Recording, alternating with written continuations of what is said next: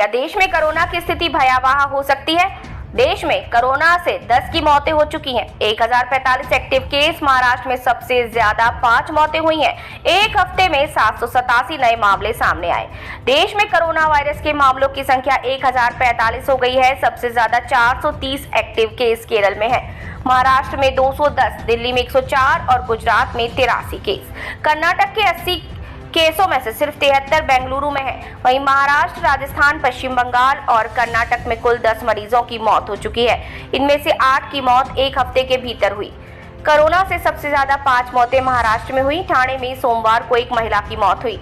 स्वास्थ्य और परिवार कल्याण मंत्रालय के मुताबिक पिछले एक हफ्ते में 787 नए मरीज दर्ज किए गए। Indian council of medical research (ICMR) के डायरेक्टर डॉक्टर राजीव बहल ने बताया कि अभी तक देश में 4 वेरिएंट मिले हैं। इनमें LF7, XFG, JN1 और NV181 वेरिएंट शामिल हैं। जयपुर में सोमवार को कोरोना के 2 मरीजों की मौत हो गई। इनमें से एक रेलवे स्टेशन पर मृत मिला था।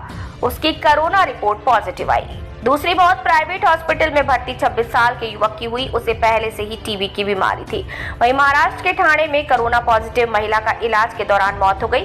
ठाणे में ही 25 मई रविवार को अस्पताल में इलाज करा रहे 21 साल के युवक की मौत हो गई। उसका 22 मई से इलाज चल रहा था। इससे पहले 17 मई को कर्नाटक के बेंगलुरु में 84 साल की बुजुर्ग की मौत हुई थी। स्वास्थ्य विभाग ने बताया कि बुजुर्ग की मौत मल्टी ऑर्गन फेल्योर की वजह से हुई थी। 24 मई को उसकी कोविड रिपोर्ट पॉजिटिव आई थी। केरल में 2 लोगों की कोविड से मौत हो चुकी है। भारत के कई राज्यों में कोविड-19 के मामलों में बढ़ोतरी के बीच अलग अलग वेरिएंट भी दिखाई दिए। बाकी जगहों से नमूने लेकर सीक्वेंसिंग की जा रही ताकि वेरिएंट की जांच की जा सके।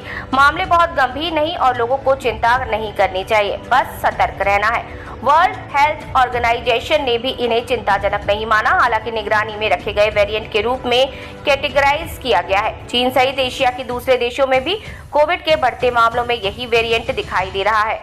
भारत में कोविड का JN1 वेरिएंट सबसे आम है। टेस्टिंग में आधे से ज्यादा सैंपल में ये वेरिएंट मिला है। इसके बाद BA2 26% है।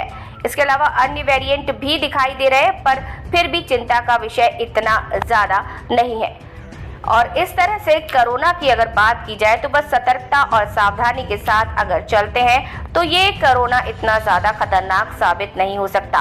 और जहां तक देखा जाए कि जिन लोगों की मौतें हुई हैं वो पहले से ही किसी न किसी बीमारी से ग्रस्त थे, इसी वजह से उनकी मौत हुई है। तो बस सावधानी बरतनी है, घबराने की कोई बात नहीं है। और आपको हमारी ये जानकारी कैसी लगी कमेंट बॉक्स में कमेंट करके जरूर बताना है। चैनल को लाइक करना है, सब्सक्राइब करना है और शेयर करना है।